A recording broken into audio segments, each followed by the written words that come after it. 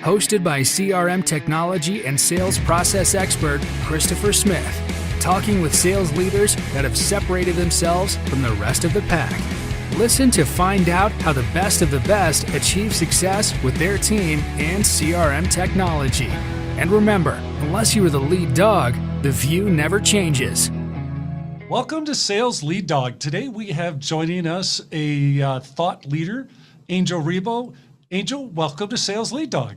Thank you. Thank you very much for allowing me to be here with you and for your, and to your audience, obviously, that they will be patiently listening to us today.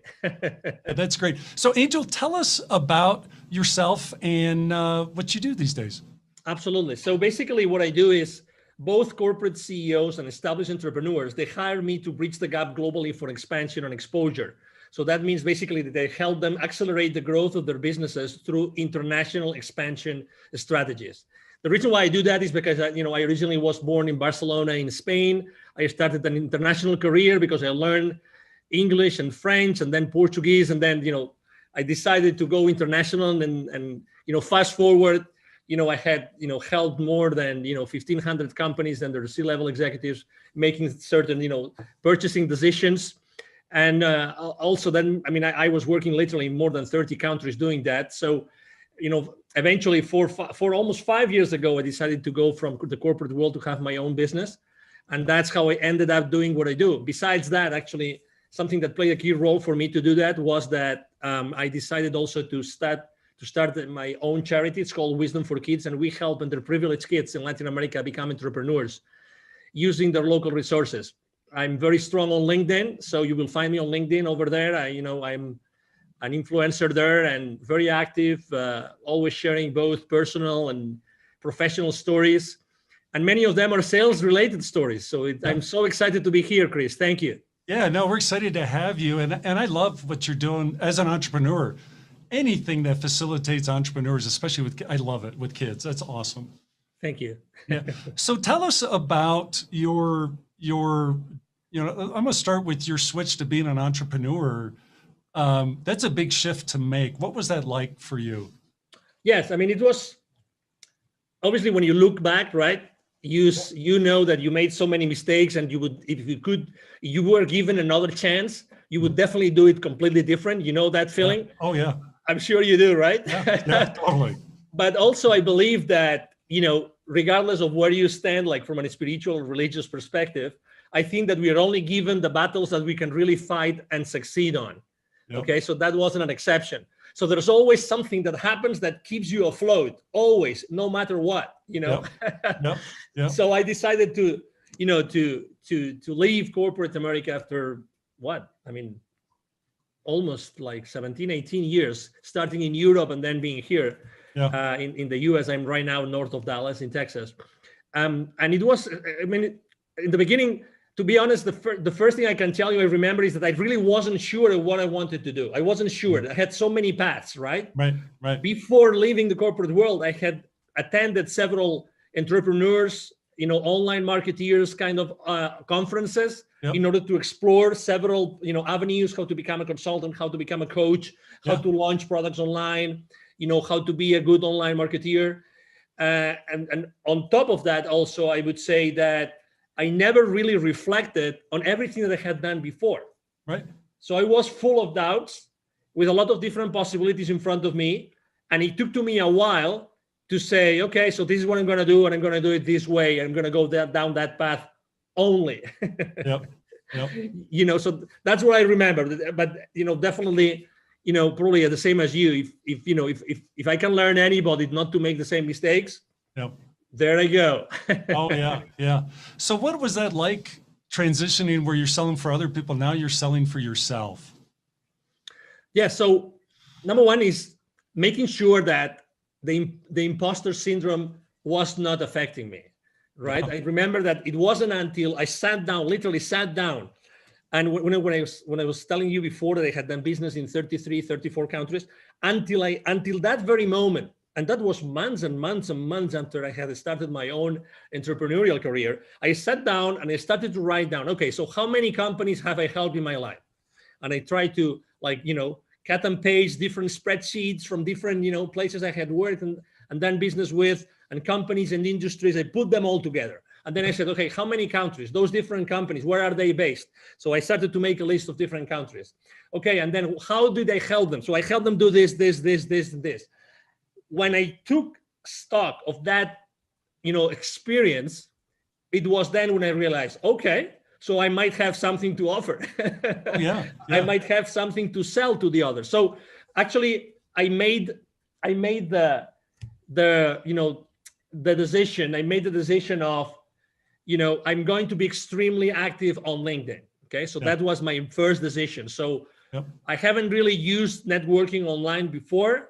Right. I was using it like reactively. Now I'm going to be proactive, and I'm going to make LinkedIn the place where I'm going to conduct all my sales. Before, I don't remember selling a single thing. Nothing since the 90s, where I don't remember when LinkedIn was founded, but until 2016, when I decided to set up my own company. Yep. So that was the first thing. So I started to see, okay, so I'm going to do this. How do I create an audience? And then I started to learn how to do business on LinkedIn, how to reach out to people. I made so many mistakes. I mean, crazy things. Crazy things. It really, obviously there were people blocking me, and you name it. Trying to reach out the wrong way, and trying to be artificial, trying not to be me, to be honest, because I was in this. If I had to describe it, in some sort of quicksand, that you know what you do, but you really don't, and then you one step forward and two steps backwards, all the time. And then obviously after starting like doing some marketing, and then having the conversations, right? And how am I going to prepare my own proposals, and what are my own proposals going to look like? And I have to say, probably one of the mistakes I made was also that I didn't reach out to the people that could have supported me, people that I could have partnered up with. Oh, what a big mistake, Right. Definitely. That was a big mistake. But, I'm alive. I still have a family. I still have a home. I still have a couple of cars. I still go on holiday and I vacation from time to time. So it's not that bad, Chris. Oh, yeah. Yeah. I think a lot of people are afraid to make that jump, but it's like anything else in life where you're making a big change like that you have to be all in. You have to be committed to it, and you have to be committed to success, which, for being a sales leader, for our listeners, they might not want to be an entrepreneur, but hey, that's like, hey, I want to make that transition into sales leadership, or maybe I want to go for that position at another firm that might be a much bigger role than I have today. What should they take from the lessons you've learned to motivate them to make that leap? Well, number one, whatever the route is that they pick is good. Okay, it's okay. So because we tend to be so hard on ourselves, oh my God. Okay, so whatever the decision you take is going to be the right one for you. Okay, so that's number one. Number two, if you decide to make that leap, that change, then I would say, just as you said, there's a mantra I use with all my clients all the time, which is take imperfect action now. Take imperfect action now. That's my favorite one. Yep. So I would say, there's no perfect path to where you want to go. Right. But the reality is that the sooner you make certain mistakes, the sooner you're going to get there. Oh, yeah. Yeah. So there's in the startup world, there's this concept called the minimum viable product. Yes. Okay. So any startup, when they're going to launch something, they say, okay, so what's the minimum value in the form of a service or a product I'm going to put together so that the market is going to react positively and they will start acquiring my services or my product, right? So this is so much more simple than what you think. You just have to reach out to the people that you already know, or the potential business partners, and go to them and say, hey, I just started. I just got out, the corporate world. I want to do this. Would you be willing just to have a coffee, over coffee conversation and tell me that makes sense? And if you would be willing to tell me your feedback about this, it's as simple as that. Yes. In a week, you can have 5-10 conversations like that, and already know what makes sense and what doesn't make sense, and start having those conversations with potential clients. Again, I was talking about making mistakes on LinkedIn and sending the wrong messages. If you genuinely, even if it's people that you don't know, if you genuinely reach out to people and ask them for help, Yep. I mean, don't explain them your life, okay? Yep. Just, I need your help because I just left the corporate world and I would like to, proof test something that I want to change, to launch to the market. I tell you, maybe it's not going to be a 50%, but there's going to be a 10%, 20% of people that are going to say yes. And they will be able to meet, they will be willing to meet over coffee with you to discuss that. Yep. Yep. I mean, and the ones that have been there, the ones like you and me that we have been there, oh my God, do we want to help other people not to make the same mistakes? Oh yeah. Of course. Yeah. Of It's course so we want. important. Exactly. Yeah. Exactly. So, I think that's the most important thing. And again, you don't have to wait. I remember that one of my excuses was, we look for so many excuses. As soon as I left the corporate world, my company held me and put me, they gave me a very nice package and everything. Yep. And they gave me an outplacement company to work with, right? To find another job. Right. I remember being the only one, very high level executives on the same meeting, blah, blah, blah. I was the only one in the entire room that wanted to be an entrepreneur. Right. The only one, every single meeting. So I would have a meeting, 1 or 2 meetings per week with them, with other executives looking for a position. Yep. I was the only one that wanted to be an entrepreneur. The rest wanted to have another job, another gig, or another company, which is good. Again, it's good. It's perfect. And again, there's nothing wrong. But the sooner you start going down that path, yes, the better for you.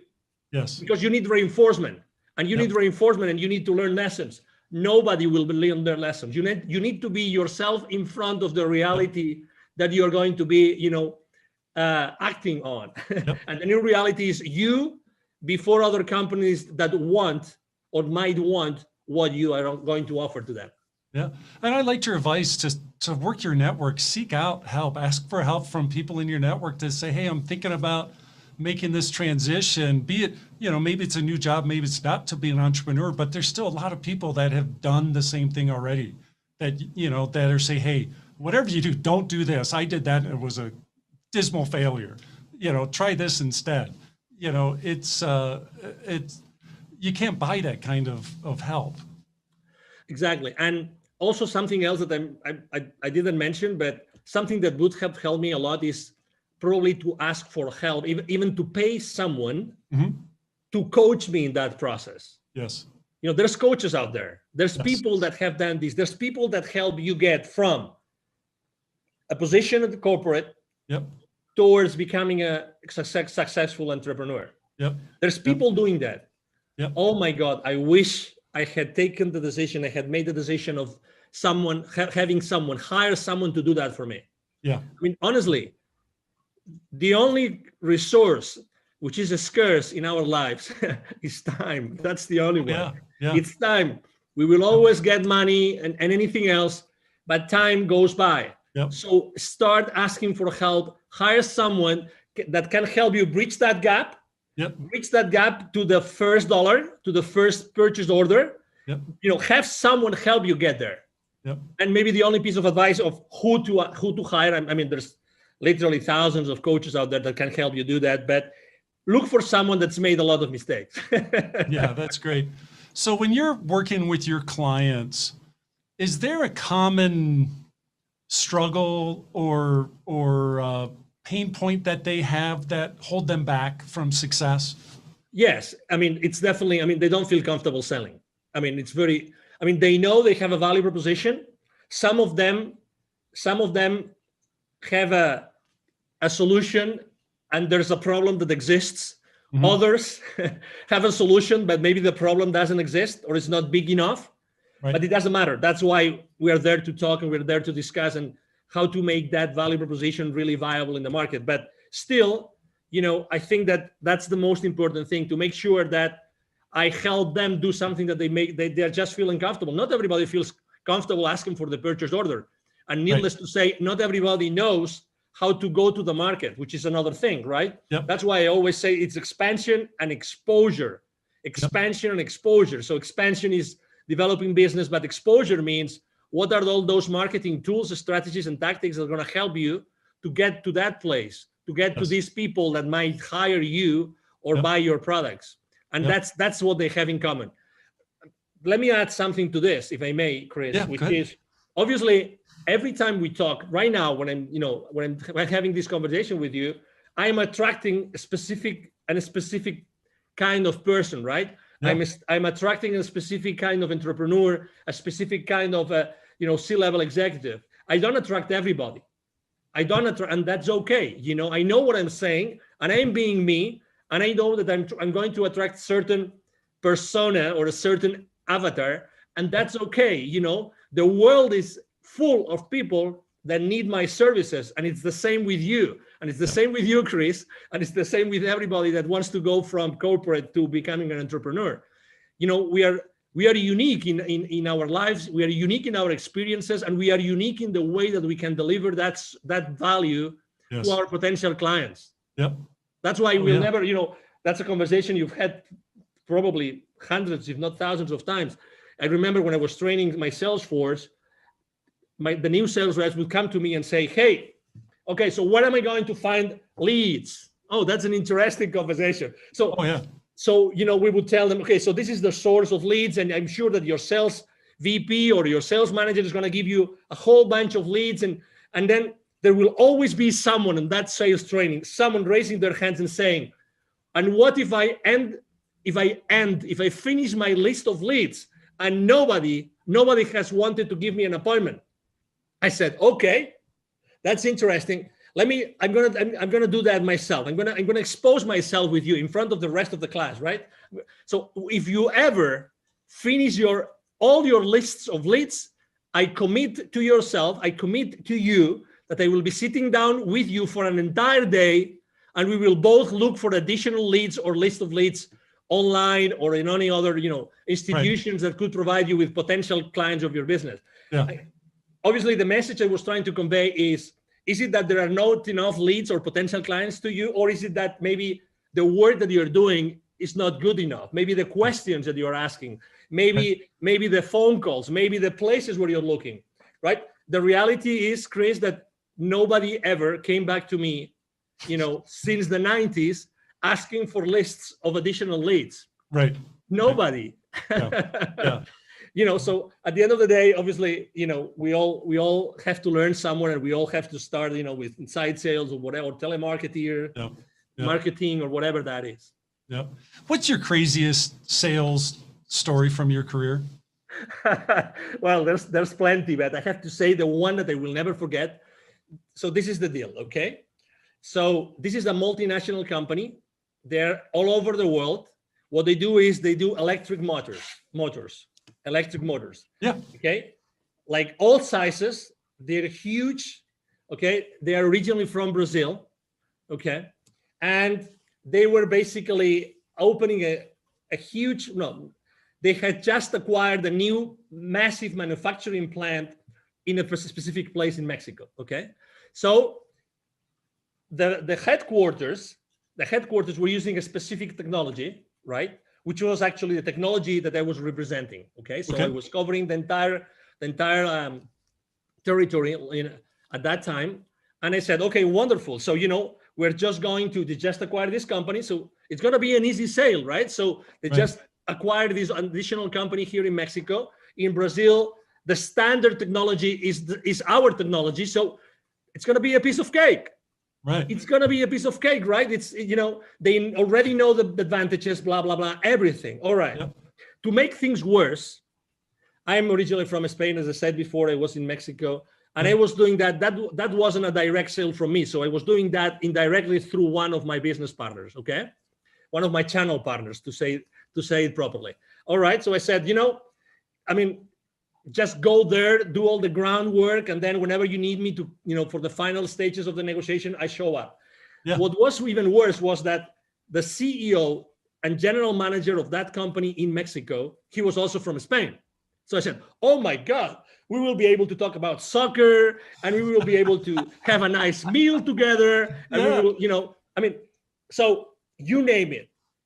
When you already have this image in your Oh, brain. yeah. It's lining up. Everything's lining up. Exactly. Yeah. What are the chances of this Brazilian company buying a company in Mexico, and the CEO and GM, he's a Spaniard, right? Yeah.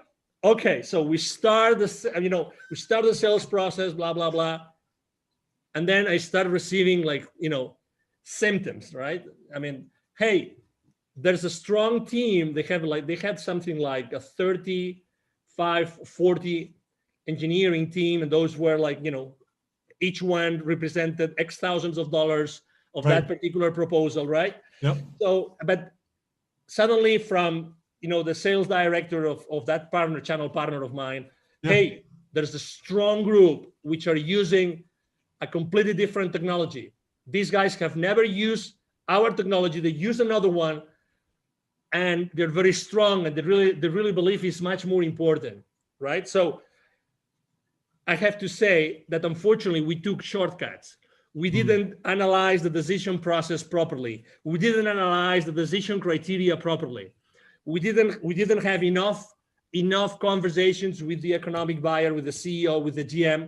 So we took so many shortcuts that we ended up losing the deal. Oh my. And it was several hundreds of thousands of dollars. Yeah. Several hundreds of thousands. So I will never forget the name of that company. Obviously, I'm trying to be extremely respectful and don't disclose the name of the company. But I have to tell you something. With the director of sales of that channel partner, we became friends because we were badly defeated. And obviously, all the company knew about that deal. When that deal has so much visibility inside the company that everybody's expecting us to win it. Yeah. So we had to go back and say, we lost it.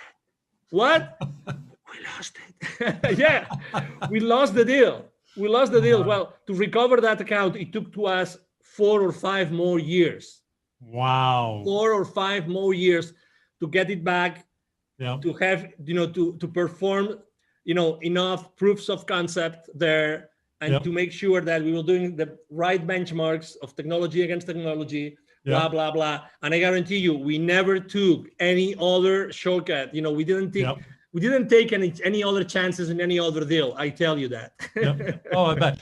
Dealing with rejection is a big part of sales, and being a sales leader and modeling that, how you handle rejection. I think it's important for a sales leader to model that for their team. What's your recommendations for sales leaders in terms of how they create the proper perspective in their sales team, especially the younger people that are getting started in sales?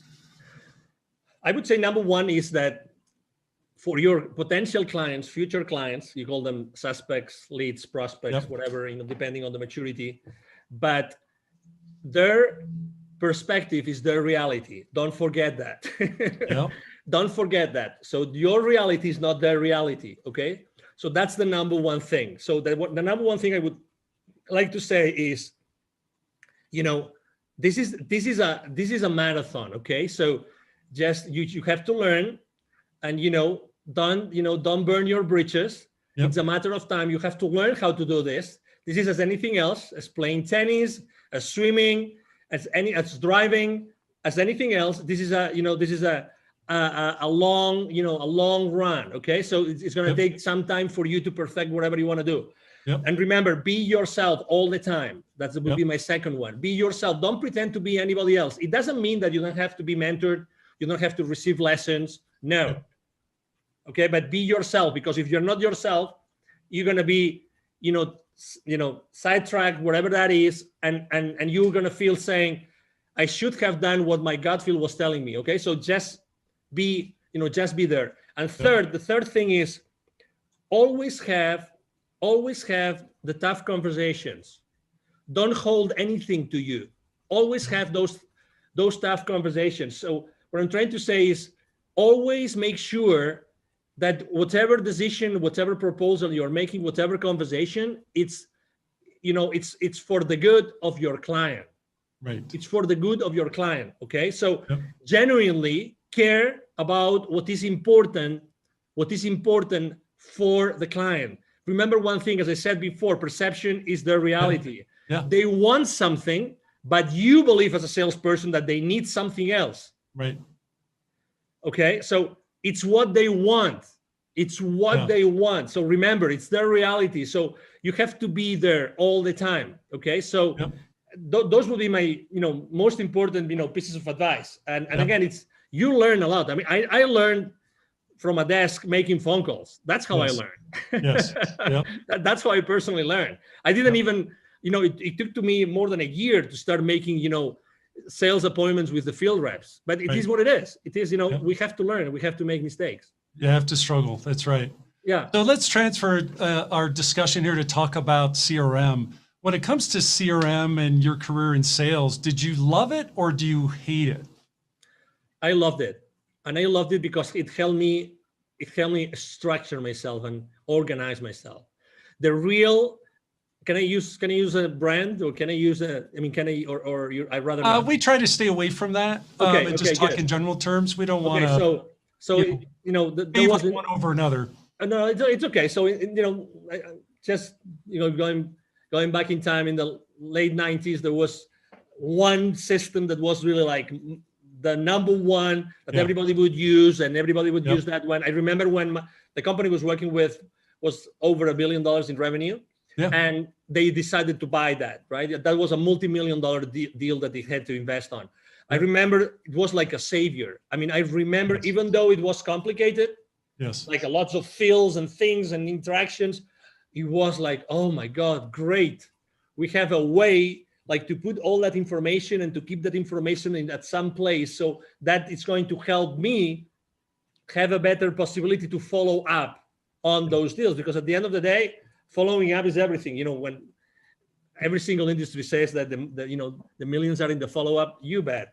And CRMs really help you be organized. That's for me, that was, I remember my first time ever using that particular CRM. And I've always used different.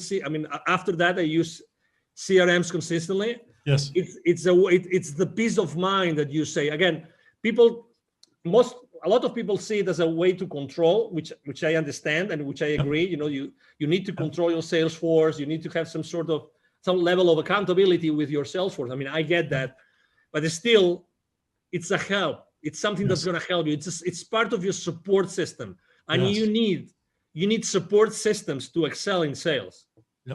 Yeah, I think it's a great tool for salespeople because everybody goes into slumps, and when that happens, the sales leader can use the information in CRM to say, hey, look, I see you're doing this here. Have you thought about maybe trying this? But if you don't have that information in CRM, how is the leader be able to coach effectively, because they have no insight as to what they've been doing or what's going on? Exactly. And, and to your point, some people don't like to be controlled. Some people feel like, I'm the top gun here. I don't need anybody to overlook what I'm doing. Right. With all due respect, we belong to an organization. That's right. The final goal of that organization is to pay back to the owners, to the investors, to pay back, to the shareholder, to give that additional value to the shareholders. They invested their money, they invested their time, they invested their wealth in making that company successful. You have a job because of them. So anything that you do, which is going against that contradicts that, I regret to say, it's not right. That's right. It's not right. The end goal of any organization is to increase shareholder value no matter what. And you as a salesperson, you have to be aware that every business decision that you make has an impact and a financial implication, has a financial implication in the company and in the profitability of the company. So you're part of that structure. I understand that you like to, sell big and close these big, massive deals and great revenue. But okay, so what are the implications of closing that deal? First, as I said before, for the client, is it going, because in the moment that you close a sale, remember, it's good for you because you get the revenue, but it's a problem in the financial statements, right? It's remember, you are a problem for your client until your client starts to recover the investment. Remember that. That's right. And it's the same for your company. So, okay, you get the revenue, but who has to fulfill that order? Your entire organization behind you has to fulfill the order. Did you take everything into consideration so that you will be able to profitably fulfill that order for your client? These are the kind of things that you have to take into consideration every time you close a sale. Yeah, I could not have said that better, Angel. That is so. Thank you. That's one of the discussions I love to have when we engage with a client is, okay, what happens when that deal's won? What is that being supported by your CRM? Is the information in your CRM to support the team that downstream that, as you said, they now have to take care of that customer. They have to own that relationship and make sure they achieve the ROI on their investment. So important. Absolutely. I mean, in all honesty, I mean, if we want to keep our teams accountable, I mean, we have to, and we want them, all of them, to be engaged, right? I mean, we have to educate them. I mean, very honestly, I mean, because you sell every single day. So I think that having those financial implications conversation is like the elephant in the room. Yes. It's like the elephant in the room. Who feels really comfortable? I mean, have you ever felt this? Let me ask you a question, Chris. Have you ever been in that situation in which you're trying to close a deal, you're in a negotiation table, and suddenly the CFO of your client shows up?